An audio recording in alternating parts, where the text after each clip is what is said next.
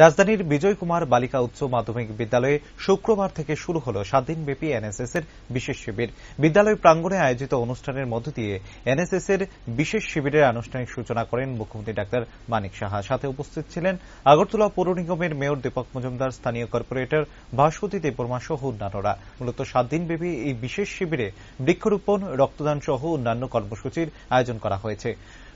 বৃক্ষরোপণ কর্মসূচিতে অংশগ্রহণ করেন মুখ্যমন্ত্রী এবং পরবর্তী সময়ে রক্তদানে এগিয়ে আসা ছাত্রীদের উৎসাহিত করেন তিনি। পরে বক্তব্য রাখতে গিয়ে মুখ্যমন্ত্রী বলেন, ছাত্রাবস্থায় মূলত ব্যক্তিত্ব বিকাশ ঘটে থাকে, আর তাতে এনএসএস এর ভূমিকা অত্যন্ত গুরুত্বপূর্ণ। সেই সময় থেকেই যদি ছাত্রছাত্রীরা সামাজিক কর্মকাণ্ডে এবং সমাজসেবায় এগিয়ে আসে, তাহলে আগামী দিনে উত্তম ব্যক্তিত্ব হিসেবে আত্মপ্রকাশ করতে পারবে। তাছাড়া সরকারের যে স্লোগান নেশামুক্ত ত্রিপুরা বানানো, তাতে এনএসএস এর ছাত্রছাত্রীদের ভূমিকা বিশেষ গুরুত্বপূর্ণ। যদি তারা সরকারের পাশে থেকে এই কর্মসূচিকে সফল করতে উদ্যোগ গ্রহণ করে, তাহলে নিঃসন্দেহে এই স্লোগান সার্থকতা পাবে।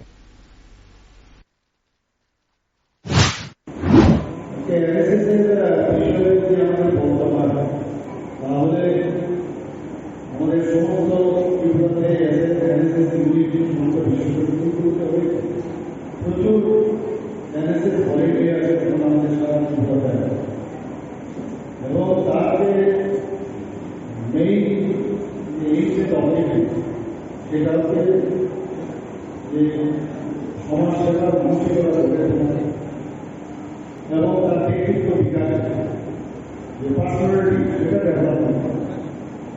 সেই কারণে এনএসএসের যে শুধু ত্রিপুরাতে ভারতবর্ষে এই এনএসএসের যে জিনিসগুলো আছে, আমাদের মাননীয় প্রধানমন্ত্রী সবসময় এই এনএসএসকে সামনের দিকে এগিয়ে নিয়ে যাওয়ার উপর সবসময় জোর দেন। আমাদের ত্রিপুরাতে সবসময় আমরা এই কথাটা বলি, এই সময়ে ছাত্রছাত্রীরা